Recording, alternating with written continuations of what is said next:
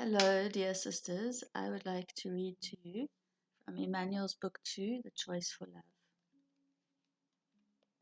The Choice for Love, Chapter 1. What does the voice of fear whisper to you? Fear speaks to you in logic and reason. It assumes the language of love itself. Fear tells you, I want to make you safe. Love says you are safe. Fear says, give me symbols, give me frozen images, give me something I can rely on. Loving truth says, only give me this moment. Fear would walk you on a narrow path, promising to take you where you wish to go. Love says, open your arms and fly with me. Every moment of your life you are offered the opportunity to choose love or fear, to tread the earth or to soar the heavens. Why would fear want to oppose truth? Because truth has the power to transform fear. Fear believes it is fighting for its life. I want to say something about the subtle inroads fear can make in your lives. If you no longer allow fear to step blatantly before you and shout cataclysm, it will creep behind you and whisper something reasonable in your ear. Beware of rational thinking, reasonable supposition. Ask your higher wisdom if it is not true that without worry you would have arrived exactly where you are now, and more pleasantly. Doubt is the rabbit's foot of fear. Worry and fear are not tickets on the express train. They are extra baggage. You were going that way anyway. How can I know what love is? By knowing who you are. How do I learn to love myself? By doing it, not by thinking about it. The moment you think about it, you go back into duality, into fear. Then you have the whole package neatly wrapped once more in the paper of good intent and tied with the ribbon of the illusion of love. Fear is wearing love's clothing again.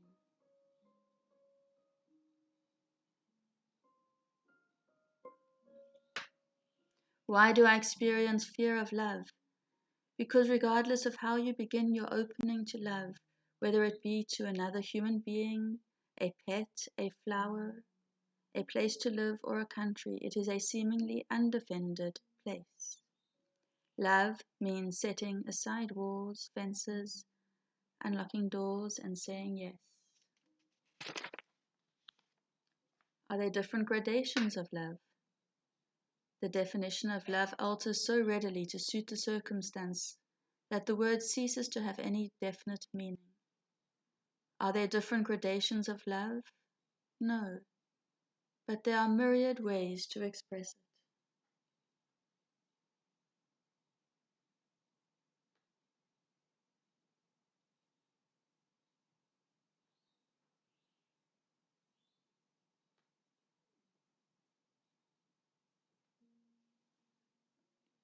Wherever there is love, that love in its essence is pure, but its purity becomes obscured by all the other aspects of humanness. It is what you do with your love in your world that it gives it the appearance of gradation. The love you are waiting for does not exist until you allow it to touch you. The blessings that are all around you in your world cannot be known until you give them presence in your life. There is so much in your world that you have not seen, have not heard. The contracted self knows only the lens that he or she was given. What is to be done?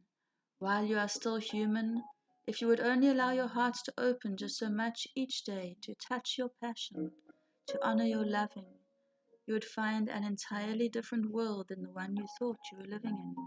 And you would find an entirely different self than who you thought you were. Is there such a thing as unconditional love? All love is unconditional, and yet it must move through the filter system of human fear. The moment love touches the vocabulary of fear, it becomes conditional. Why? In your infancy, you were aligned with love in its perfection. When in the moment of separation came, and it must in the schoolroom, you realized that you and mother were no longer one. Since you knew that all you were was perfect love, the child's mind registered the message that unconditioned love was the cause of separation from oneness. One walks warily after that with this business of unconditional love.